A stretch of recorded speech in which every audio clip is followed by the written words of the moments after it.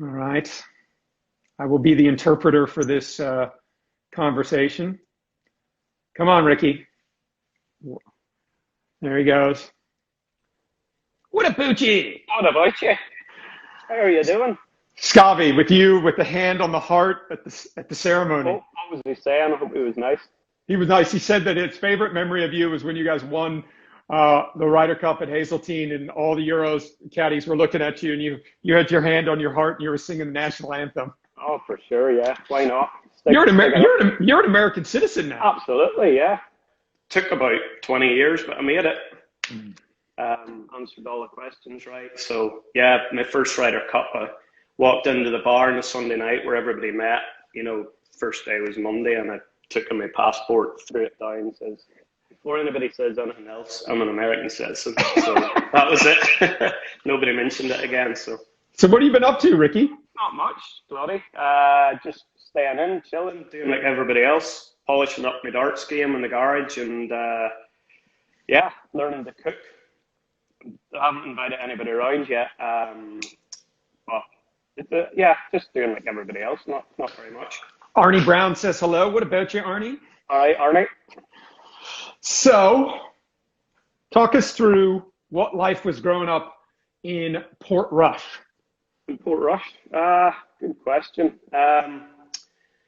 Well, I started playing golf about 11. Portrush, it was obviously very different in Northern Ireland in the 80s. There wasn't many people coming, tourists or anything. Blowing a gale every day, shagging your own balls. Grew up with GMAC, obviously. We had a good group of juniors there, and the ladies, they organised competitions for us, and we get into golf that way. It's a small town with a great golf course, so a lot of surfing there as well. But we went down the golf road. So who was better when you were younger, you or GMAC? I had him for a few years. About a year and a half older than him, so I came to college first, and Graham was a lot more intelligent than me, so he had to work out whether he was going to play.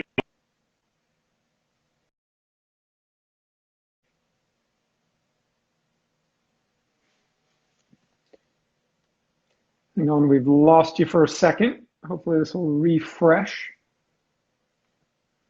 Hang on.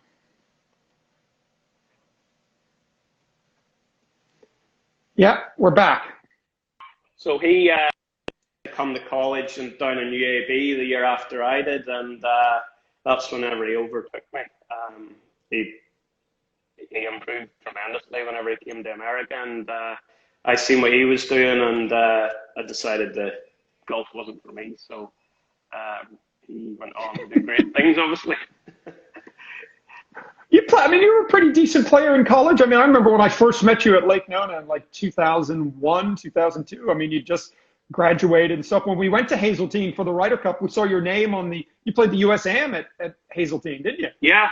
Played the NCAAs, did all the amateur stuff, but I realised, obviously, Clarkey grew up in Portrush as well, so I'd go home for the summer and thinking I was playing half decent, and you go out with a game with Clarkey and GMAC, and you just realised he didn't really have it, so I decided I hit the bar and they hit the range.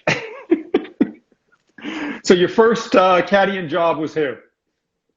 My first caddying job was Martin Lefebvre. I was working in a club down here, good friends with Martin. It was relatively difficult to work for, he'll say that himself. So I think he had run through all the caddies in Europe, so he needed somebody else to caddy for him, and he offered me the job. First week was in Germany, just doing it for the summer really, and he was a good teacher. He down the first, I've put the bag 46 inches away from the ball, and I've went to get the yardage, and the bag topples over, misses the ball by my first ever caddying hole. So then he sort of went, right, I'll let you off there. So I went down, he's chucking me the ball, I haven't the towel wet, so I went and wet it in the lake beside the green. And he's like, what are you doing? I says, I'm just wetting the towel in the lake. He goes, I only use bottled water in my towel. So it was a good introduction. That was my first hole. I nearly cost him 2 shots, and I wiped his ball with lake water. Martin Lefebvre only uses bottled water. That was it. And then you So went from Martin to. Martin I caddied then for Ben Curtis for 3.5 years. That was good. I mean, Ben did all his own caddying. I didn't really know what I was doing. He's such a good lad, and he was a great player. But he did all his own stuff. He had a 2 and a 3 and a 4 hybrid in the bag. He had 5 head covers in there, and he hit the 2 and a 3 and the 4 hybrid all the same distance, but they hit them pretty straight. You guys won what? How many times? We won the Texas Open. Yeah, that's right, and San Antonio. Second in the Players, but what a career! He won the Open, obviously. Played a Ryder Cup, won 4 or 5 times in tour, and it was a great 3 years. So how'd you get lucky enough to get the job with Brooks? Do you know that story? So Ben had sort of as well. We've lost you again. It'll come back. Rickie obviously struggling to pay the bills and pay the Wi-Fi. There you go. It was Brooks calling in. He's trying to interfere. So obviously I had no job, and I spoke to you. Obviously I met you in Dubai a few years back, and you said, well, I've got this young player coming up through the Challenge Tour. If he wins again, he wants to play a little bit in America. So I heard a little bit what Joe said. It was just pure luck. It was pure time and knowing you. And, the first week I caddied for him was at the PGA in Oak Hill, 13? So the first week was a major, so no pressure there. So, he kind of took the same lines as Ben. If the bunker was 300... If the bunker was 300 out, Ben hit a driver right at it because he couldn't reach it, and Brooks just landed over it. So, obviously, something made you when you first started working for Brooks that week.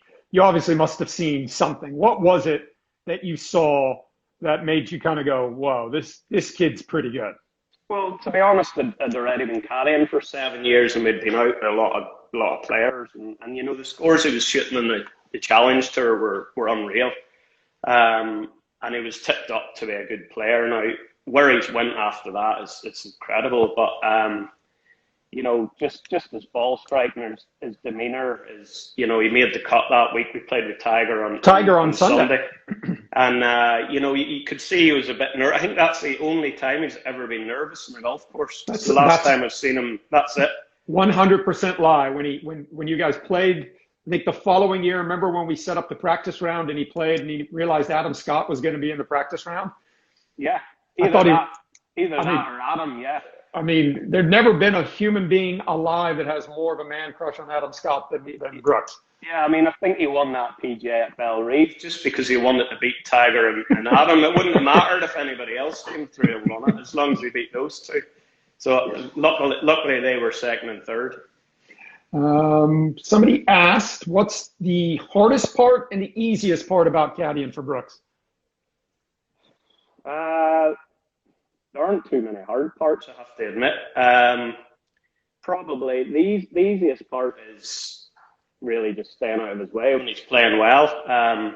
The hard bit is probably trying to hold him back at times. Sometimes he has a few bad, but generally, I mean, if there, I don't know, a lot of guys have jobs out there, but to be honest, my job's particularly easy. When they're playing well, you just stay out of their way. That is the easiest part, and you walk along, give them the yardage, and they're locked in. And the hardest part is,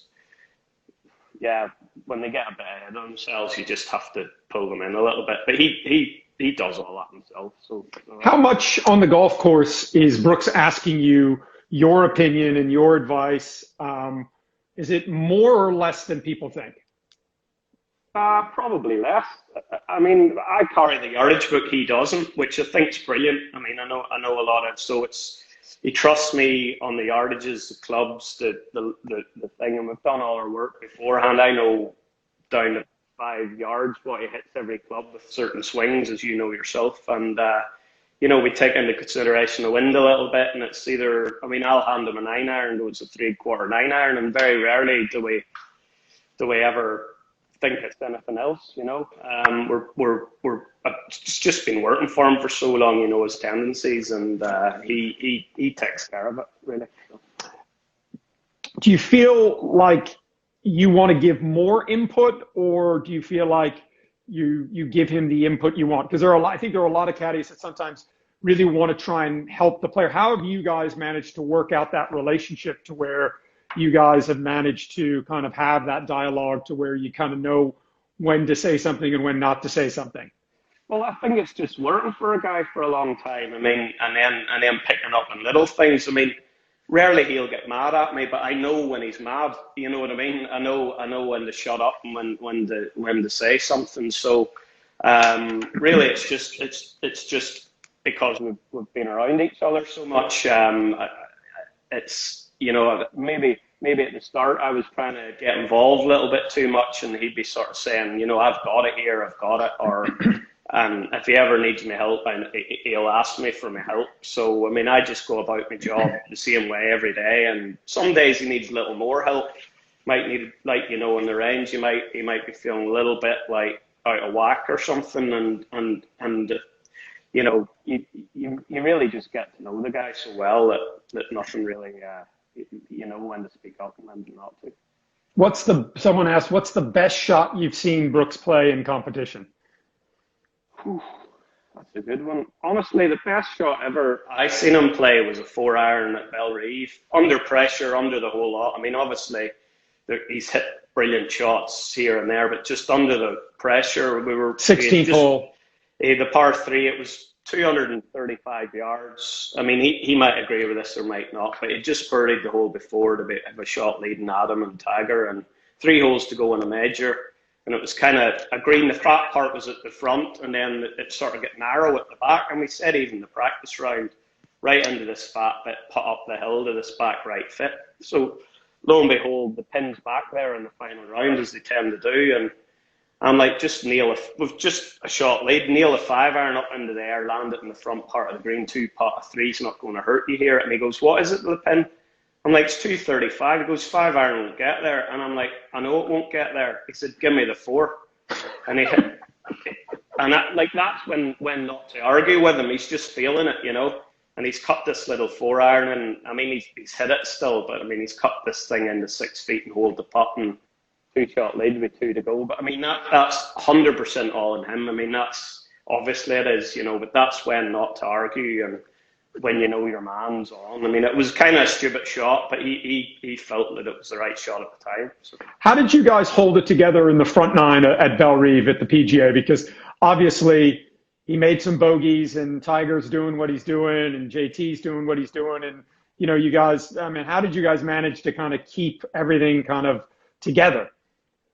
Well, I mean, he was playing great all week, wasn't he? So, I mean, when Brooks is playing well, and like a lot of the lads, they feel like they can't, they're in there. It doesn't matter who's. They're playing the course. We're keep our heads down. We're trying not to pay attention. I know JT was up there. He was making a run. There's a load of guys.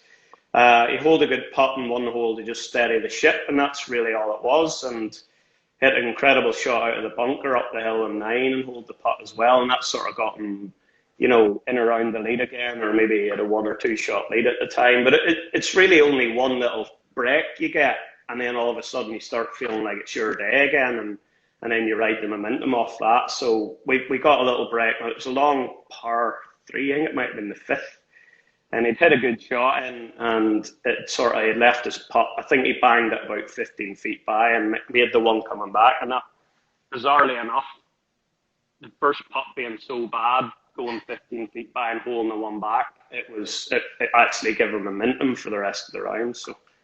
So obviously 4 majors you guys have won together. What do you think is the traits and the characteristics that have helped outside of the physical, the ball striking, and the golf side? Why do you think he's been able to be so steady and become such a force in the majors? It's just mental toughness and getting over the line and Erin Hills. You think you can do it. I think you know as well as I do, he works as hard on regular tour events and things. And like he said, sometimes just the 6 inches between Brooks's ear are the best weapon in his bag, especially when he's playing well. He's not feared. It's something that you can't teach. To be honest, the first 9 holes on a Thursday and the back nine on a Sunday, he's just the same character. He walks at the same speed. He'd tell the same stories, and I mean that's just in him. And when everybody else is kind of falling away at times, he just keeps going. And I mean, I don't think he can even explain it. It's just something that he feels like he should be doing, and he's got over the line. In an 18-hole round of golf, competitive golf, how much are you guys talking about golf versus not talking about golf? Very little, to be honest. I mean, with a 5-second conversation over every shot, and that's it. And down the fairway, it can be anything, really. We're talking to the other lads in the group, and I would say, if you wanted a percentage, I'd say 90% of the time we weren't even talking about golf. I mean, you play all your practice rounds, you're talking about the course, you're on the range, you're on the course, you're hitting shots. I mean, you can only talk so much about golf, and really, he isn't one of those guys that wants to talk about golf very much. It's up to us. We might be talking about a holiday we've been to, some movies, just general chat, really, to try and keep his mind off the next shot. But then the key is whenever you get to the shot, you got to focus. So no, I would say 90% of the time we're not even talking about golf. I asked Joe Scarborough the same question. What's the most nervous you've been on the golf course caddying? Probably when that bag fell over with Martin Lefebvre, because he's 6'5" and he was looking at me like I don't know what, but or maybe when I wet the towel. Probably at Bethpage Black when he hit an 8. Yeah, when you gave him the great club at 11 and he hit it over the green. Well, no, it was 14. I thought it could be still in the air, that thing, and it hit the grandstand. It was a front pin. He's hitting the iron. It looked like it was going to fly over the back of the grandstand. The wind just changed. I think DJ sort of did the same on 16 around the same time. Just the wind flipped around, and yeah, that. I mean, he's just bogeyed 3 in a row, and he's only 1 shot ahead of DJ, and he's airmailed the green by about 30 yards. So walking down that path was probably the most nervous I've ever been. I don't think he cared that much, to be fair, but I mean he just goes all the while the wind switched, but I was pretty nervous, yeah. I think he wanted to hit 9 and I talked him in there a little late, but obviously with the adrenaline he just smashed it, and well, it ended up working out. I think with the same club coming back. Which of the 4 majors have been your favorite? Obviously, Iron Hills. I was kind of so nervous, and you didn't really.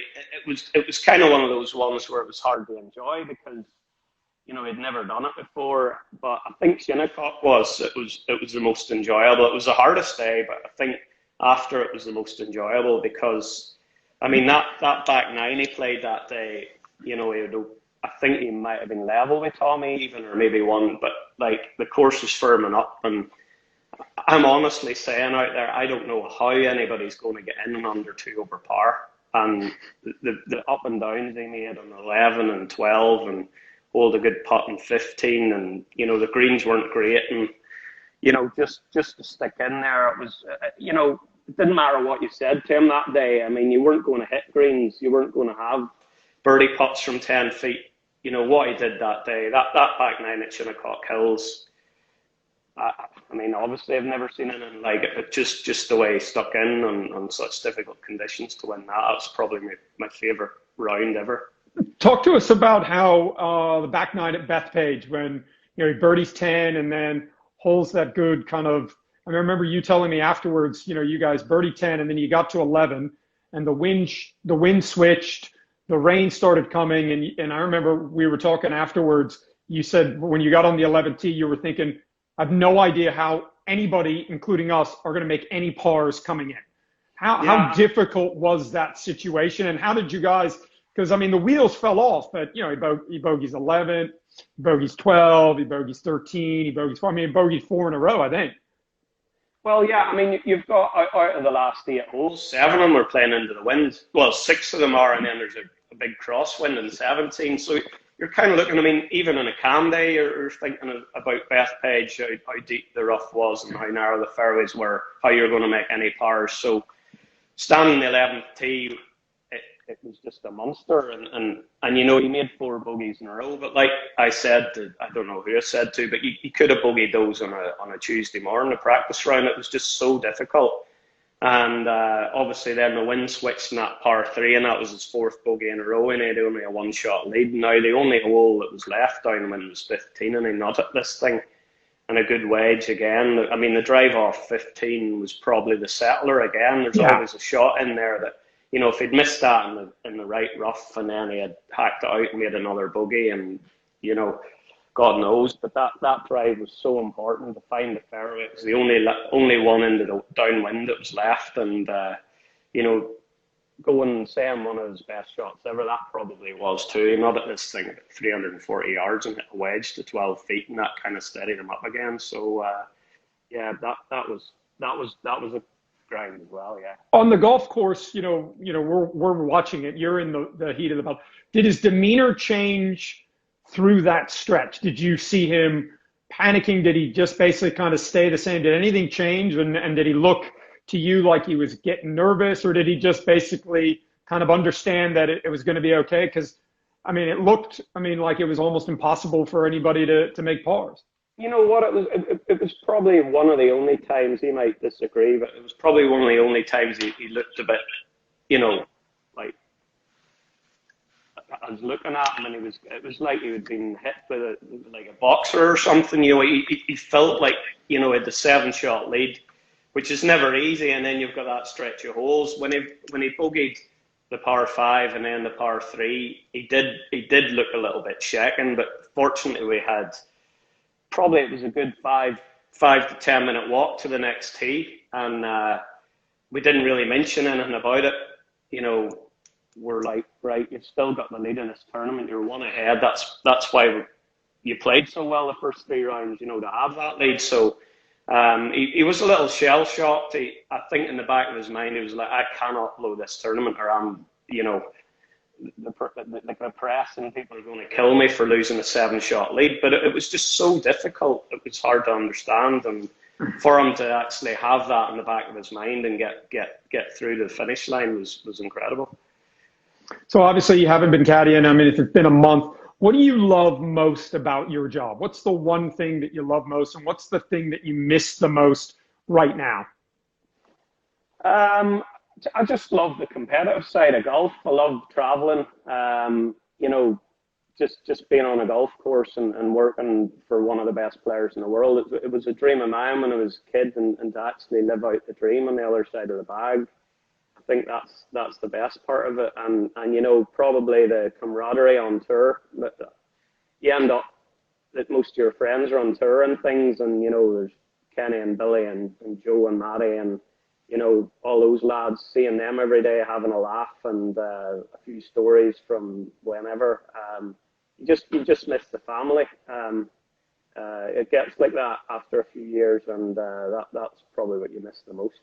When somebody asked, what skill would you like to take from another caddy? What skill? Do you look at other caddies and go, you know, I really like that about what he does, or I really wish I... Probably Big Ian Finnis, because it takes me like probably 20,000 steps to walk a golf course. It only takes him 10,000. So you can't keep up with him. So, I mean, you're running to keep up with him. So if I could lengthen my legs a little bit, it would make the job a little shorter. Lastly, I wanted to talk to you about GMAC. I mean, obviously for you as a lifelong friend of GMAC's and growing up with him, when he won that U.S. Open out at Pebble Beach, I mean, it must have been, I mean, you've got to be thinking 2 young kids from Portrush and now he's won the U.S. Open. It had to be an amazing experience for you as someone that knew him growing up. No, it was incredible. I mean, Graham always surprised everybody, you know, at every level. He came through, you know, he doesn't hit the ball like Brooks or some of the young lads. Buttercup! What's that?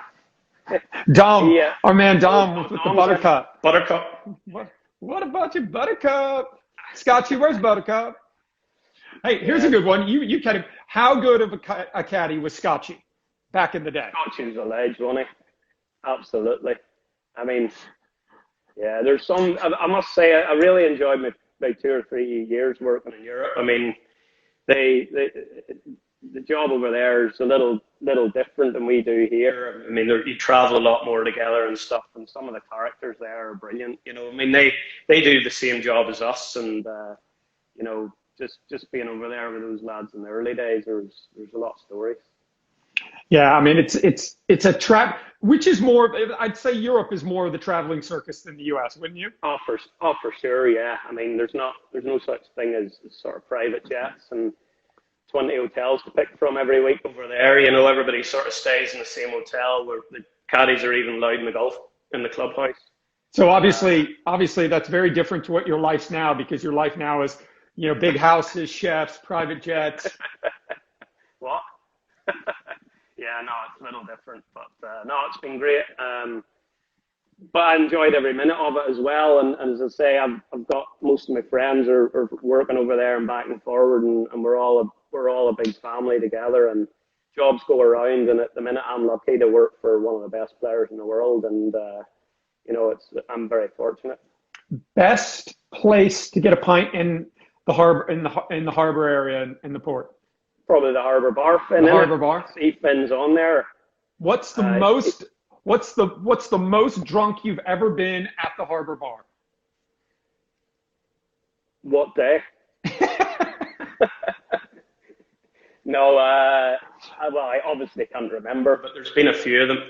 That Guinness is strong over there. And have you ever been kicked out of a bar in the port? Yeah. Which one? The Harbour Bar. What year and why? Probably about 4 years ago. 4 years ago. Or it wasn't even that long ago. I forget what I was doing, but I probably wasn't behaving right. Lastly, favorite Darren Clarke story. Go for it. Big Clarky. I don't know. There's a few really good ones. I think he was. See if we can get this story right. I think Wobbly was behind him in the group, and there was a scoreboard guy walking across the green all the time, and the group in front Wobbly was in. So the scoreboard guy kept on sort of parking up on the left side of the green and walking across to go to the next tee. So Clarky was behind. He's like, the pin's in, everybody's off the green, and across comes the scoreboard guys. So in the next, he's done it in the next, the scoreboard guy in the next. And then he shouted up to Wobbly, who's in the group in front. He goes, "Hey, Wobbly, tell that scoreboard guy to get off the greens." And Wobbly shouted back something like to him, funny as hell, like just goes, "Yeah, the scoreboard guy's hit more greens than you today. he's been on more greens than you today." So, no, the lads are so funny. There's some great Clarky stories, Bjorn stories, and sitting around with them in the houses at the majors, and they keep Billy and Ken and Wobbly and a few of the lads that I hang around with. They're good fun, and I miss those guys. All right. Well, great talking to you, Rickie. Stay safe, and hopefully we will be back working soon. Hopefully, CH. Thanks for having us on. All right, pal. See you, brother.